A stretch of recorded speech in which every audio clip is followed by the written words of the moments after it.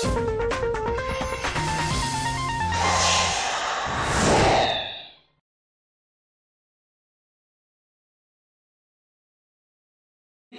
qeyri-hökumət təşkilatı haqqında qanuna etdiyimiz təkliflər, onlar əslində qeyri-hökumət təşkilatlarının özlərinin daha şəffaf fəaliyyət göstərməsinə xidmət edəcək. Mən tam məsuliyyətlə deyirəm ki, bizim dünən qeyri-hökumət təşkilatları ilə, yəni bütün o qeyri-hökumət təşkilatları ki, insan hüquqlarını müdafiə edirlər, Azərbaycan hökumətini də təqdir edirlər, dövləti bizim sevimiz, onların hamısını dəvət etmişdik. Yeganə onların argumenti qanunun əleyhinə olan ən ciddi argumentlər ondan ibarət idi ki, belə bir, onların dilindən desəm, məhdudiyyətlər donorları Azərbaycanda qrant ayırmaqdan çəkindirəcək. Və onda biz də sual verdik ki, onlar hansı məqsədlər, hansı grantlara ayrılırlar və nə üçün bunu dövlətlə müqabilə saziş bağlayıb, həm dövlətə, həm vətəndaş cəmiyyətinə, bütövlükdə vətəndaşları nümayiş etdirmədən etmək istəyirlər. Nədən bu işdən çəkinirlər? Niyə bu işi şəffaf etmək istəmirlər? Belə halda cavab belə olur ki, qeyri-hökumət təşkilatları maliyyə, pul vəsaiti olmadan işləyə bilməz. Biz bundan razıyıq. Və ona da cavab olaraq biz artıq dünən təklif etdik ki, dövlət büdcəsindən maliyyələşən dövlət orqanları da qrant ayırmış olsunlar.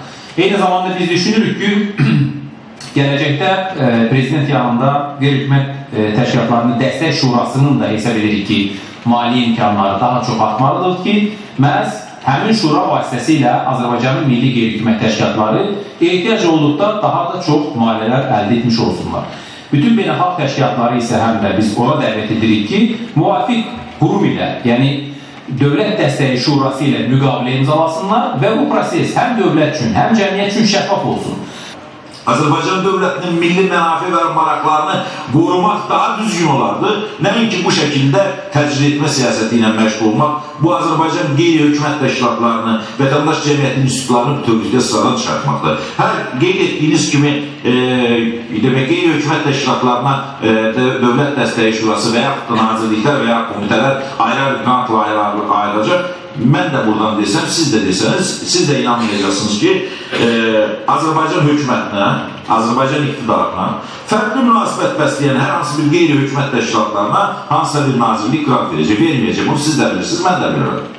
Siz də bilirsiniz ki, Azay Quliyevin rəhbər olduğu o təşkilat həmin təşkilatlara qrant verməyəcək. Çünki o prezident aparatından keçməyəcək. Bunu bilmirsiniz. Bəs onda o təşkilatlar haradan maliyyələşəcək, necə maliyyə? Hamı eyni xorla, eyni sözü mü deməli?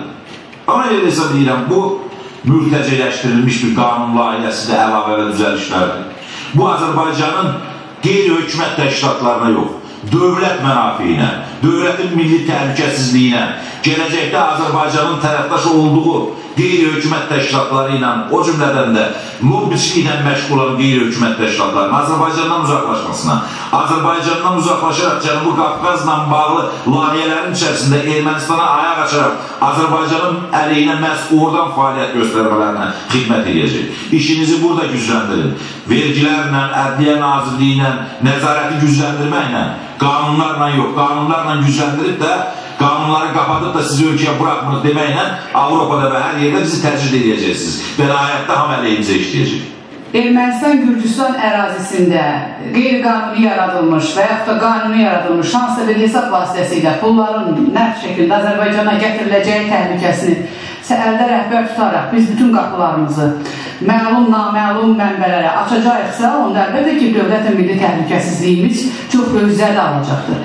Bugün burada səslənir ki, ədliyyə və vergi orqanları vasitəsilə nəzarət edilsin. Bəs bizim etdiyimiz bu dəyişikliklər nə deməkdir? Və əgər Azərbaycan nazirliklərinin, Azərbaycan müvafiq dövlət qurumlarının, müvafiq QHT-lərə dəstək şurasının verdiyi maliyyəni özünə əskiklik sayanlar, gelib xarici havadarlarının bütün çaldıqlarını oynayacaqlarsa, biz onların obyektiv qiymətini verməliyik. Və hesab edirəm ki, bu dəyişikliklər çox ciddi və qarşımıza qoyduğumuz hədəflərə çatmaq üçün çox rahat mexanizmlər yaradan bir yoldur. Kim dünyada şəffaflığın, hesabatlılığın, açıq mənbələrin tərəfdarıdırsa, bu şərtlərlə bizlə işləmək istəyirlərsə, bütün qapılar onun üzrə açıq. Yox, bu şərtləri qəbul etməyəcəklərsə, harada qəbul edirlərsə oraya gitsinlər. Onların buradakı havadarları, onların buradakı agentləri və nümayəndələri də istəyərlərsə bu şərtlərlə bizlə yaşayarlar. İstəməzlərsə havadarlarının yanına gedərlər. Onun üçün də qapılar açıqdır. Və yaxınlarda bilirsiniz, Soros təşkilatı, o da qrant ayıran təşkilatlardan biridir. Özü etiraf elədi ki, Gürcüstanda Qızılgül inqilabının maliyyə dəstəkçisi mənim. İndi sual olunur, sən bir donor təşkilatısan, sənin ölkədə inqilabla nə işin var? Sən əgər Gürcüstanda gənclərin tərbiyəsinə, onların maariflənməsinə, ekologiyanın yaxşılaşmasına yardım ayırırsansa bu başqa yox. Və sən inqilablara yardım ayırırsansa və onu da başqa ad altında pərdələyirsansa, təbii ki, mənim üçün dövlət təhlükəsizliyi, dövlətin möhkəmliyi hamısından üstündür və buna heç bir biz yol verə bilmərik. Ona görə də o təşkilatlar özlərindən qorxurlar ki, və belə hayküy salıblar. Çünki ortaya çıxacaqlar o Leyla Yunuslara, o birisilərə, hansı ki, mülklər alıb veriblər, başqa işlər görürlər, indi ortaya çıxır. Həminki qrantların hesablarına. Və da bir seçki monitoring mərkəzinin rəhbəriyəm, seçki monitoring aparır. Kifayət qədər vəsait var. Gedin MSK-dan jurnalları götürün, indi İqbal müəllimdə yəqin özünün müşahidəçiləri vardır, hər bir məntəqədə. Bunlar heç bir məntəqədə müşahidəçi olmayıbdır və oradan qeydiyyatdan keçməyibdir. Sən necə monitoring aparmısın? Evində oturub monitoring aparmısın və kifayət qədər də vəsaitdir. Və o kifayət qədər verilən vəsait məhz o kütləvi aksiyalara sərf olunur.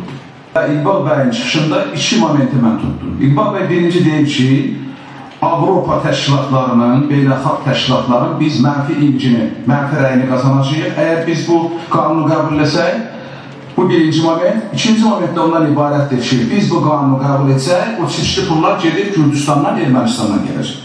İndi mən soruşuram İqbal bəy. Demək, Azərbaycan haqqında müsbət rəy formalaşdıracaqlar deyə çeşitli pulları biz qapını açıb doldurmalıyıq Azərbaycana. Bu nə məntiqdir, bu nə yanaşmalıdır? Siz Azərbaycana qrant vermək istəyirsə qeyri-hökumət təşkilatlarına, buyurun, şəffaf surətdə verin. Buradan ikinci məsələ də olur, bir dəqiqə. Buradan ikinci məsələ də olur. Deyirsiniz ki, siz bilərəkdən ya bilməyərəkdən bilmirəm. Bu beynəlxalq təşkilatların, 200 qrant verən təşkilatların 200-ünün şartını üzər. Deyirsiniz ki, siz bu qanunu qəbul etsəniz, yəni şəffaflığın təmin olunmasının gücləndirilməsi haqqında qanuna dəyişən etsəniz, bunlar gedib Gürcüstandan və Ermənistandan çeşitli pul göndərəcək. Deməli, görürsünüz, bunların məqsədi saf deyil.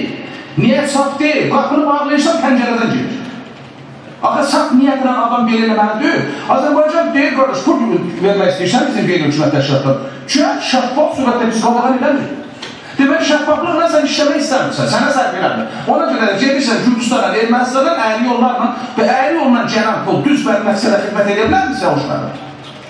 Bax, bu da sizin o, qucaq açıb, nə bilim, milyonlarla qrant aldığınız təşkilatların içidir. Siz tənqid edirsiniz ki, şəffaflığı bozursunuz, nə bilim, qoymuş şəffaf işləmirsiniz, tənqid edirsiniz ki, yedə gündüz. Amma biz sizdən şəffaflıq tələb edəndə, yox, bizə təmin, biz şəffaf işləməyəcəyik. Şəffaflıqsa, gələn hamıdır şəffaf olaraq.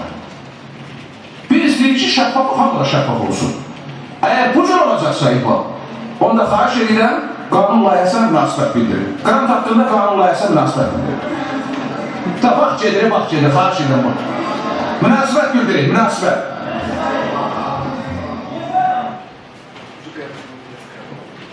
Belki